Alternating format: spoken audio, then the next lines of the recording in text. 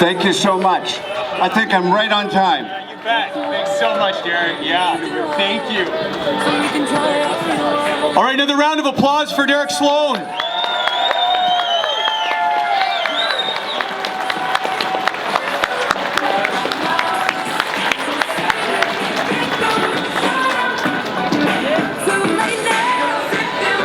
There is a providential situation that is going to allow our next guest to be able to share some pretty explosive truth about what's going on in our province. Because the media will not report on what is truly going on, for some of you, you may know what this next speaker is going to be talking about. For many of you, it may be completely new. But there is a medical scandal of horrendous proportions going on in BC right now. And I'm so thankful for the advocacy, the tireless advocacy of Jen Smith on these issues. So, Jen, you're up.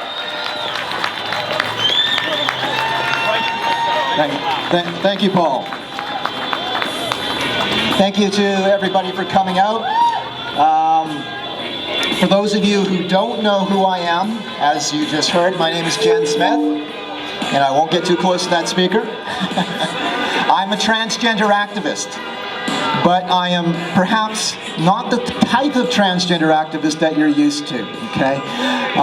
My activism over the years has been to try to raise awareness to what is going on with our most vulnerable children in terms of transgender identity, and there goes my notes.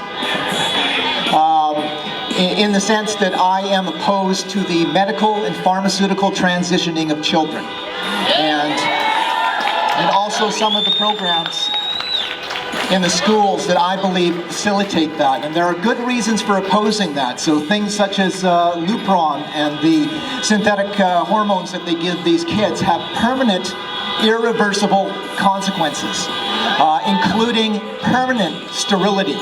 And I think that everybody should be very concerned about what is going on. And I'm going to give you some statistics here today that should alarm everybody and make it clear as to why I have been working for 4 years now to try to raise awareness on this issue.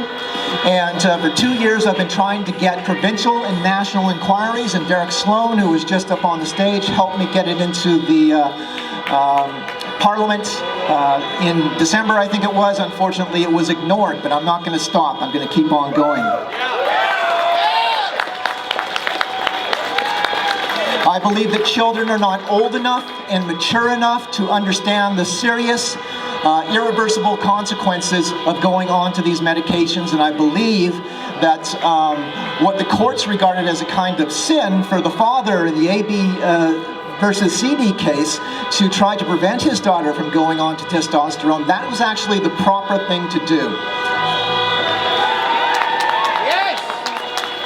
Now I'm going to give you some stats in a second here, but before I do, as Paul just mentioned, there's a very strange thing happening here today. And I don't mean me.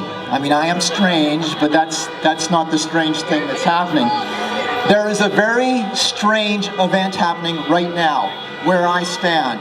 As I stand right now, I am the only person in British Columbia who is legally allowed to connect the name of the doctor who is involved in the ABVCD case to some of these things that I'm going to be telling you about. I was brought into the court about a year ago on accusations of having violated the publication ban myself, and at that time I submitted an application to have the publication ban on the doctors removed.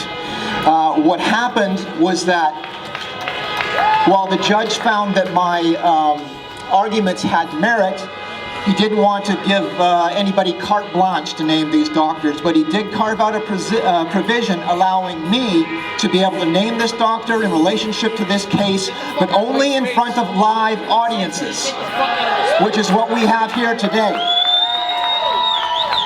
Okay, but there are some conditions, so I want everybody to be aware that the Supreme Court has made it clear that when I say the name of the doctor, you are not allowed to stream that to the web, You're not allowed to record that. You're not allowed to repeat that anywhere outside of this circle.